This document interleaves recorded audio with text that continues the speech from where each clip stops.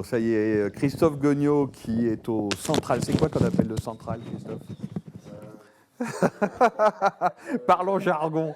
Qu'est-ce que c'est que le central? C'est juste derrière. Là. C'est juste derrière. C'est la cabine de pilotage. C'est la rédaction en chef.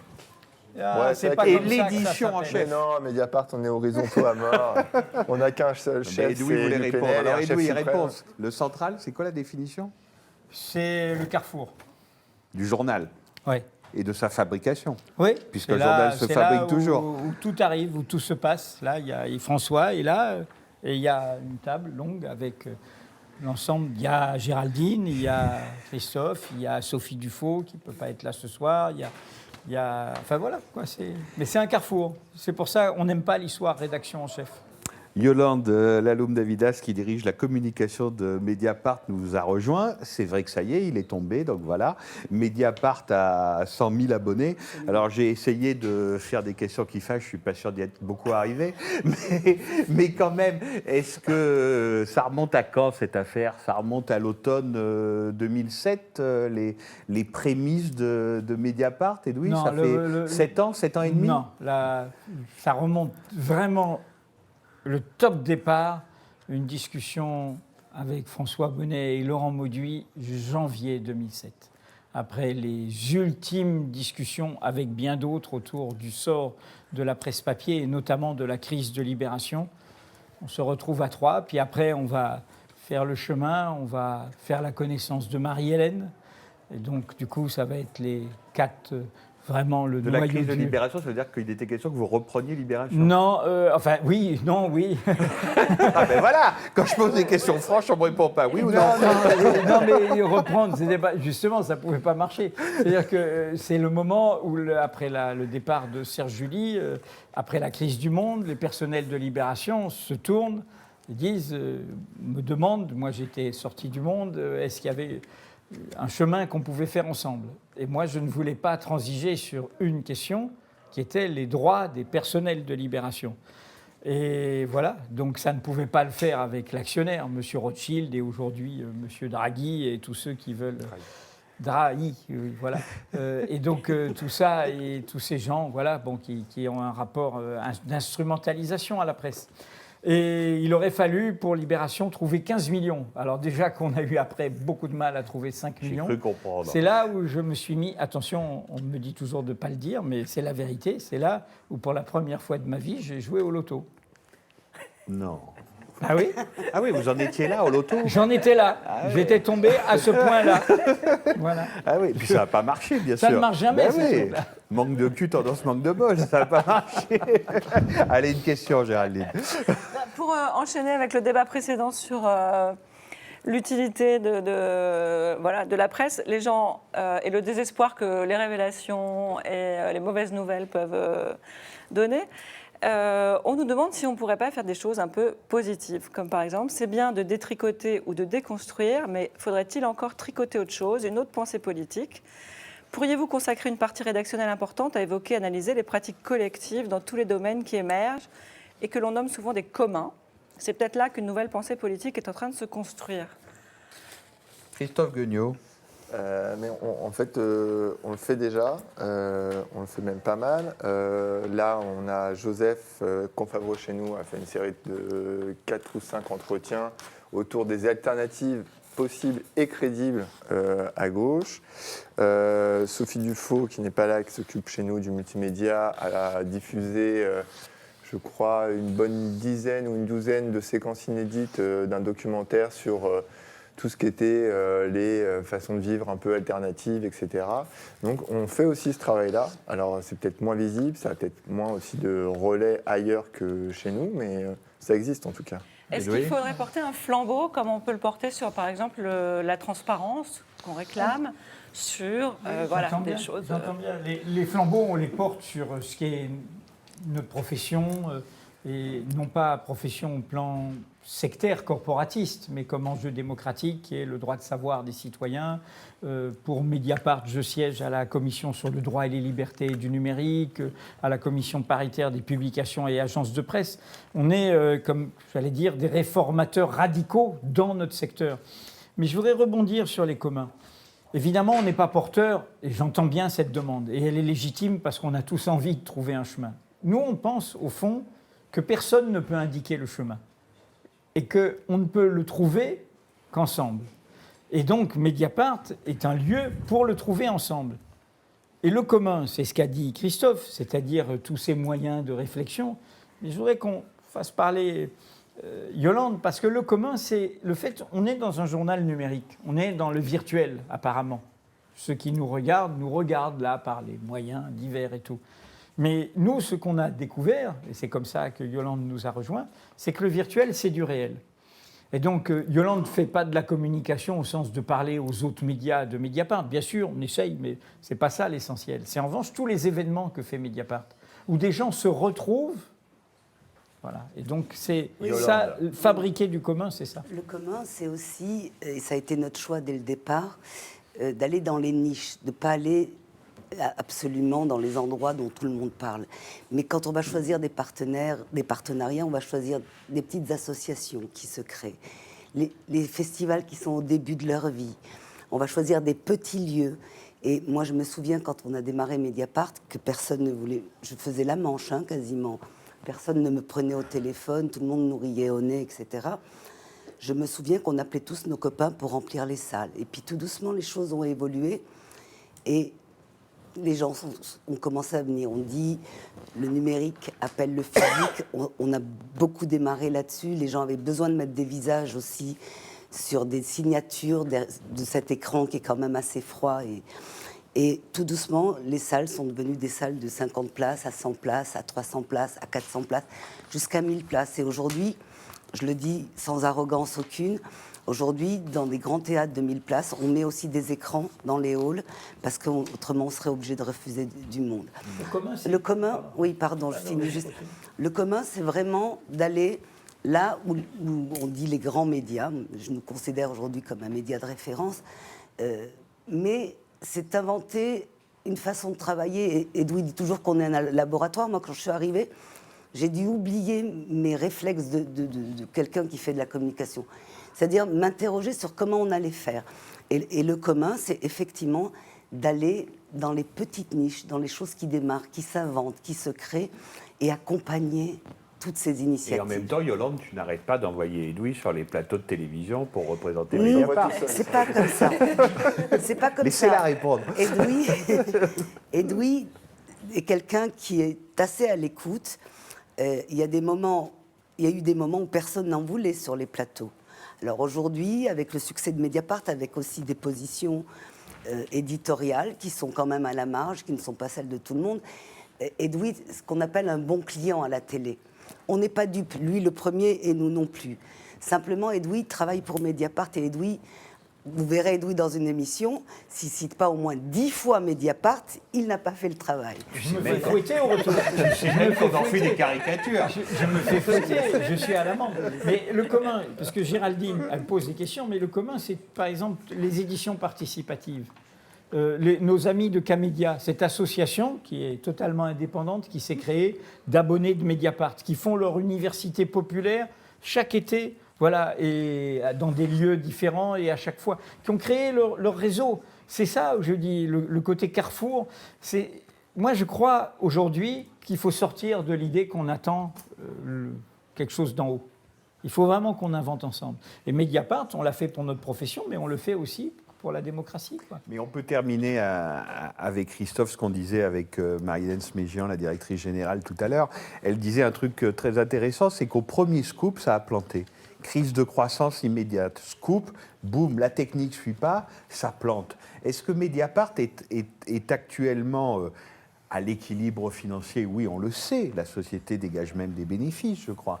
Mais est-ce qu'il a trouvé, est-ce que le journal a trouvé son point d'équilibre, ou est-ce que c'est une sorte de crise de croissance perpétuelle à laquelle il faut répondre? C'est-à-dire que 100 000 abonnés ce soir, ça va poser d'autres problèmes, j'imagine, d'édition, technique, de masse salariale, d'embaucher des journalistes ou pas, de répondre à la demande. Et quand il y aura 150 000 abonnés, et quand il y aura 200 000 abonnés, est-ce que c'est possible, est-ce que c'est souhaitable, Christophe?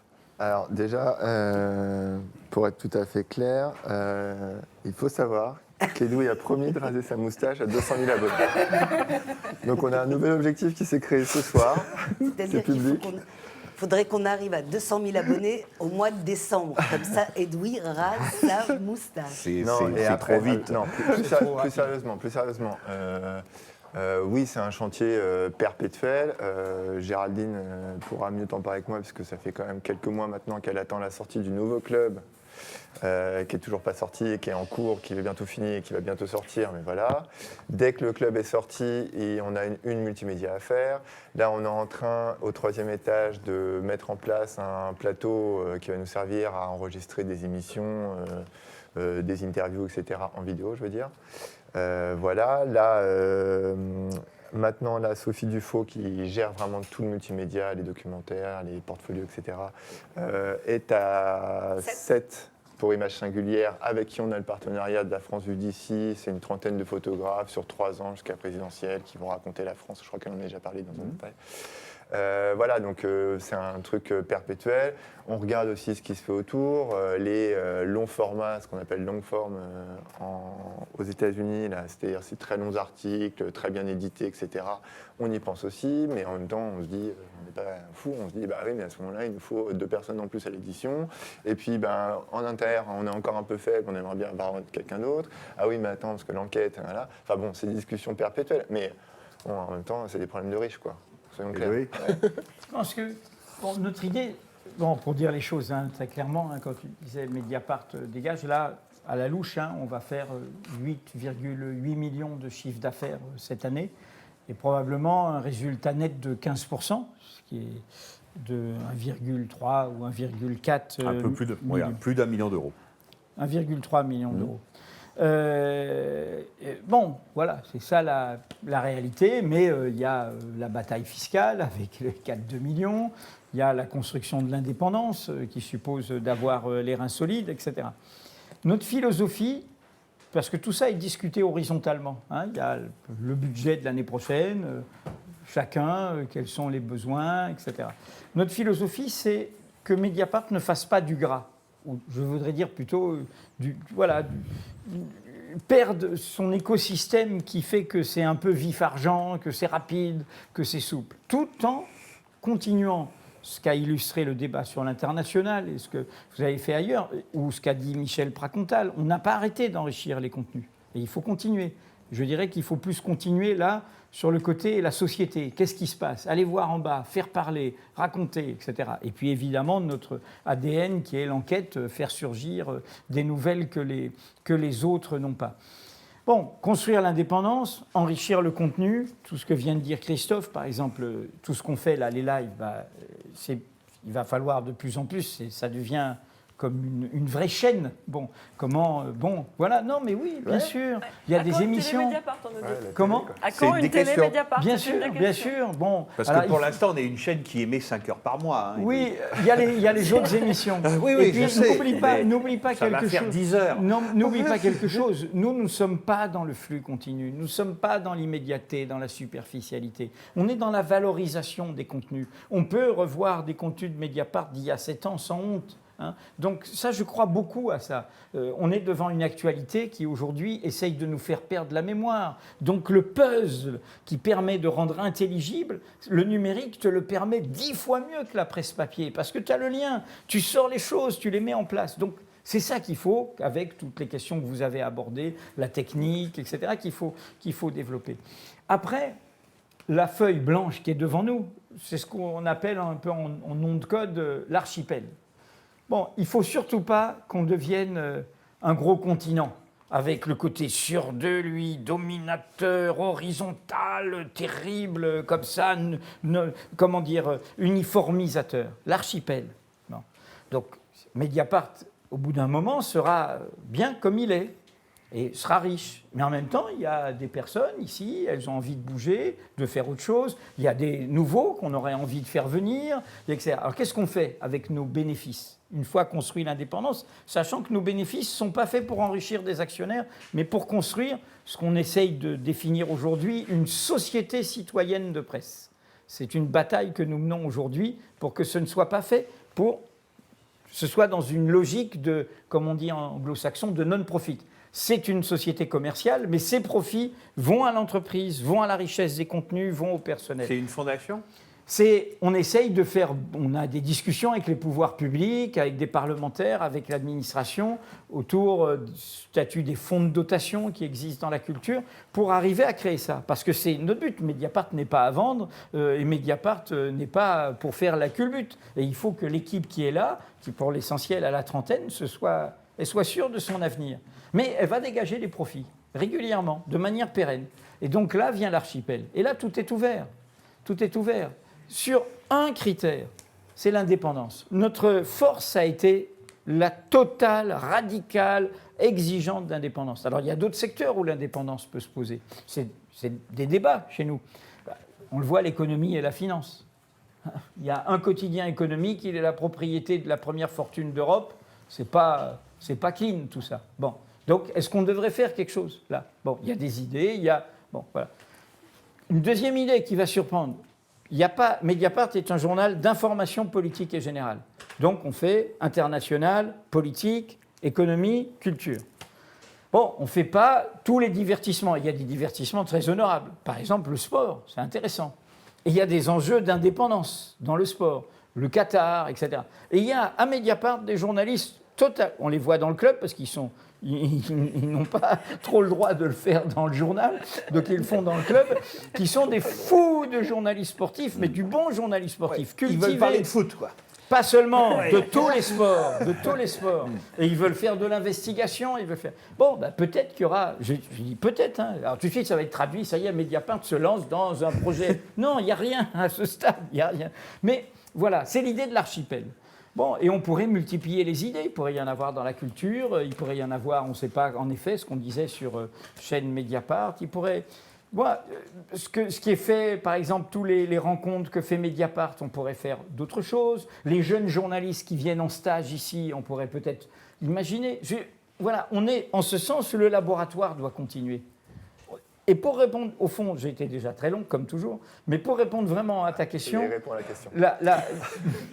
La particularité du numérique, c'est que, et ça c'est vraiment comme une cure de jouvence, parce que c'est en même temps très léger, c'est pas lourd, mais en fait, tu n'es pas dans un modèle immobile, tu bouges tout le temps.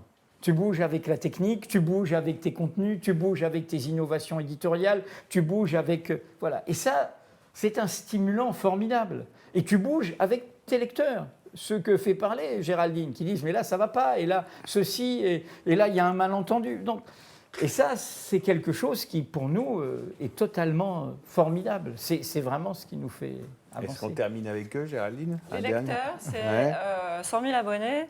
Ça fait 26 000 billets publiés depuis le début de l'année. Une centaine par jour, donc c'est considérable aussi. Et c'est voilà, ce qui enrichit Mediapart quotidiennement. Ouais. Je voulais dire deux petites infos qu'on n'a pas données ce soir, qui nous tiennent à cœur. Aujourd'hui, Mediapart, c'est 52 salariés. Alors, je voudrais démentir un petit écho, je ne sais pas pourquoi, là, parce que quand le ministre du Travail a des problèmes sur le fait qu'il voulait revenir sur des acquis sociaux, il a dit à un journal qui s'appelle Le Point, je crois, voilà, pour aller faire publicité, a dit « Ah, mais vous avez vu, même Mediapart, ils ont hésité à passer le seuil des 50 ».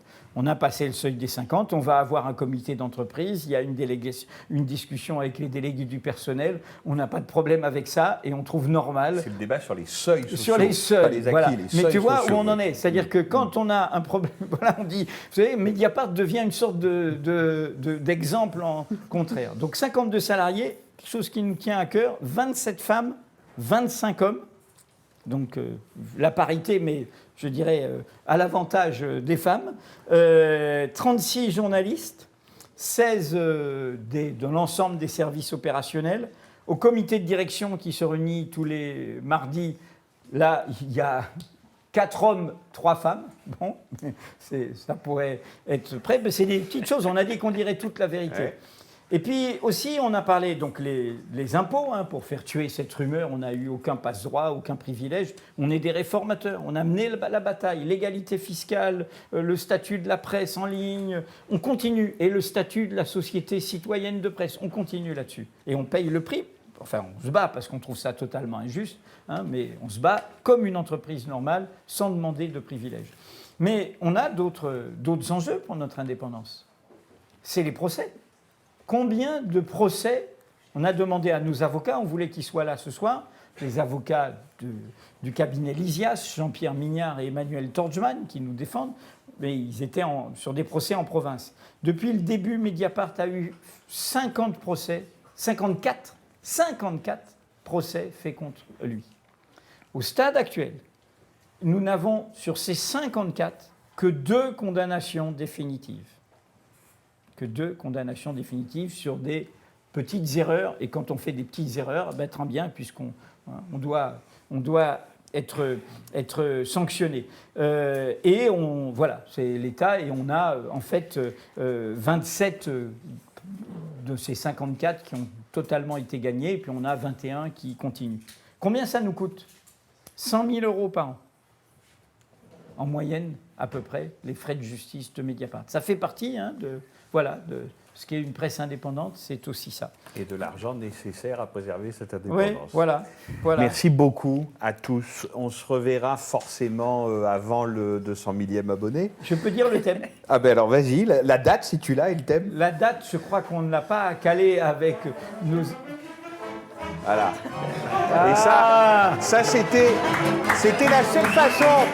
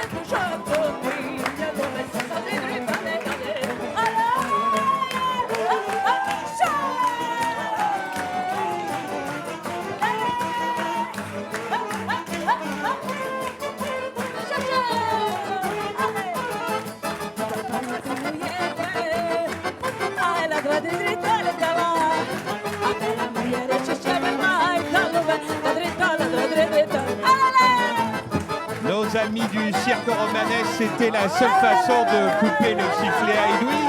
Et donc on se retrouvera au mois d'octobre. Merci infiniment à eux. Ciao.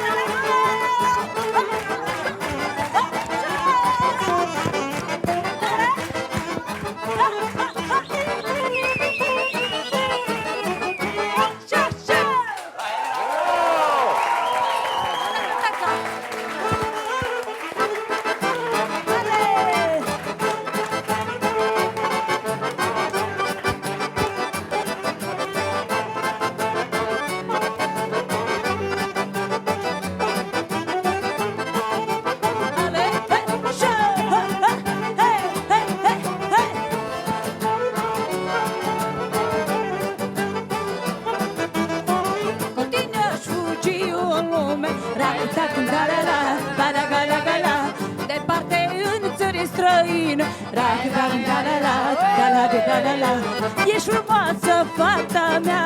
Hai da cu da la la, da la de da de da. Tu ești iețuca mea. Ale!